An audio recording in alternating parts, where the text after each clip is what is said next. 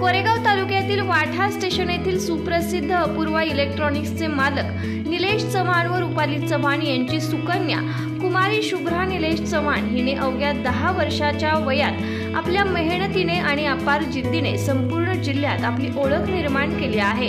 इयत्ता 4थीतील विद्यार्थिनी असलेल्या शुभ्राने विविध नृत्य स्पर्धेमध्ये अगदी हटके आणि अप्रतिम सादरीकरण करून उपस्थितांची मने जिंकली आहेत। चित्रकला स्पर्धेतही तिच्या कल्पक रेखाटनाने रसिकांची वाहवा मिळवली आहे।